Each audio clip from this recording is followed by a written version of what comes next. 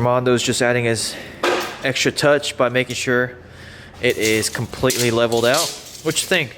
Perfect. Video. Today we're going to be telling you guys the proper way to level out your truck. And in this video we're going to be focusing on GMC and Chevy 2500s to 3500 series. So really any Duramax, we're going to be going over the proper way to level it out, because I don't think I've ever really specifically made a video on this. And the reason why I'm making this video is because oftentimes I get DMs, or I've even seen in person, of people coming in and saying that they got their truck leveled. They don't know how it was leveled, complain about the ride quality. Probably 2 to 3 ways to do it, but I'm gonna be telling you guys the proper way to do it to get the best ride quality out of a leveling kit. Before we get into the topic of the video though, if you guys love truck content, just hit the subscribe button, and then after you do that, leave a comment below and let me know you subscribe, and I'll reply back to as many comments as possible. People come to me and saying that they got their truck leveled and they say that the ride quality is really bad. There's a couple of things that I've noticed. Most of the times people just turn up their factory torsion keys, which you can do. You can turn up your factory torsion keys. Most of the times you're not gonna get it completely leveled. It will be really close to being leveled. So what's another popular option is with the factory keys, you're not gonna get to the leveled height that you want. So most of the times people swap out the torsion keys to an aftermarket one, in which the aftermarket one is clocked differently, so it gives you more height. Now that is definitely one way to do it, but that's definitely one of the main causes of your truck riding rough. If you think, as your truck goes up, your factory arms are like sitting like this, and as your truck goes up, your factory arm droops down. Perfect example. I have factory control arms right here that came out of my dad's 2020 Duramax. Now, it's very flat. These are designed to sit like this and handle bumps. Now, whenever you put a leveling kit, ideally you want to go 2 to 2.5 inches up to get it completely leveled. So now imagine this. Now you've gone up 2 inches.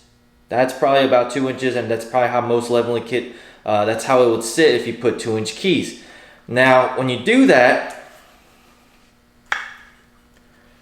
your ball joints sit like this, and your arms are sitting like this on the truck. What that's going to do is cause premature wear on your upper ball joints right here. And this arm just isn't really designed to be sitting at an angle like this. This is designed to sit completely straight. And the reason why I bring up that angle is because it's a straight arm. Your bump stop is right here. So whenever you put that arm at an angle, you're very close to the bump stop. The less room you have in between the arm and the bump stop, that's less downward travel your truck is gonna have. I've seen cases where the factory arm sits on the bump stop, and that's one, really dangerous, because it could possibly just snap your upper control arm, and that is not gonna be a good day for you. And two, you're on the bump stop, so you're not giving the truck the downward travel at all. So I don't know how you guys deal with that. It probably rides super bad. It can't handle any bumps at all. And any bumps you're gonna be able to feel because literally your arm is on the bump stop. That is one of the things I see a lot of people putting aftermarket keys, and they said, oh, I leveled it out. But one, it's gonna ride really rough, but two, it's gonna be pretty dangerous if you're sitting on the bump stop. Now with that being said, that is probably a very popular way to do it. I would say probably about 50% of the people either use factory keys or aftermarket keys to level out their trucks. But like I said, that is gonna result in bad ride quality. And also you are still running your factory Rancho shocks, and these, let me tell you, I hate these shocks. Everyone I know who's ever had a modified truck that had to go back to a stock 2020 or stock Duramax with these Rancho shocks, they hate them, because we all know what Bilstein and Fox shocks are capable of doing. And then when you go back to these, guys, these are just absolutely trash. So that brings us to the main point of this video, which is, what is the best way to level out your truck? There's a cheap way to do it and the right way to do it. Cheap way to do it is what I just explained, factory keys or aftermarket keys. Proper way to level out your truck, in my opinion, if you want to get the best ride quality possible, is to get a leveling kit that comes with aftermarket upper control arms. specifically Kryptonite and Cognito. I love Kryptonite. I prefer Kryptonite a little bit more over Cognito just because of the warranty on Kryptonite is outstanding. But Cognito does make really good parts as well. I personally had a couple of issues with Cognito upper control arms, so I'm not a huge fan of them. I got a set right here that I'm going to show you guys as an example of how they work. But if it was up to me and I had to spend money, it would be for a Kryptonite one and not a Cognito. But I can't take away from the fact that Cognito still makes really good kits. That's just my preference on going with Kryptonite. I do believe ReadyLift does have a leveling kit where they send out their aftermarket upper control arms, and Rough Country does as well. I like the design on the Kryptonite and the Cognito arms a little bit better. And I don't really know too much about ReadyLift's leveling kit arms. I can't really tell you guys facts about them. What I can tell you is facts about Cognito and Kryptonite ones. This is where the upper control arms come in really handy. Like I mentioned earlier, how these factory ones, straight angle right here, and then we take a look at the Kryptonite one, in which you can see they designed it to where it has a little bit of a curvature, which compensates for that little droop you get whenever you level out your truck. Here we have the stock control arms versus the Kryptonite. You can really see the difference when you hold it side by side. This one is flat, and the Kryptonite one has that little contour right there, that little curvature, which gives you that extra angle. Dude, those stock arms look so bad. I know, these look so lame compared to these. You versus the guy who tells you not to worry about. Exactly. And another really cool thing about these upper control arms is these ball joints are super easy to service and they're removable. Use them for lifted application or a leveling kit application. Assembling the Kryptonite control arms, you want to put the ball joints on the bottom if it's going to be for leveled application. Stock height, you want to put the ball joints on the top. The reason why I kind of prefer Kryptonite over Cognito is it seems like all the Cognito upper control arms I've had, the ball joints seem to wear out a lot quicker than Kryptonite. So these were on the truck for about 10 to 15,000 miles, and I would say they are pretty much ready to be replaced. Kryptonite ones seem to have better luck lasting longer, and also their service is so good. I feel like if I've had them for less than a year, the ball joints wore out already, they will most likely warranty that ball joint out for me, but I don't think Cognito does. So that's one of the reasons why I prefer Kryptonite over Cognito. But like I said, Kryptonite arms are pretty much the same design as those. So you really can't go wrong with either or. It just kind of depends on your availability and who can get the parts for you. Like I said, they're both great, so you can't go wrong with either or. Now, because of the design of these arms versus the factory ones, you will get more downward travel even when your truck is level, meaning even if you turn the keys up 2 to 2.5 inches. All right, so this is why you do Kryptonite's upper control arm. So this is at full droop, obviously. The control arms are resting on the bump stop on the factory arm right here. And then if we go head over to the Kryptonite side, which we just finished, boom, still 2 inches of room at full droop. So once we set it on the ground, we're probably gonna turn the keys up to maybe like 2 inches, so that way we're not cranking it up too much, because we don't want to sacrifice the ride quality, but we just want it to be really close to being leveled.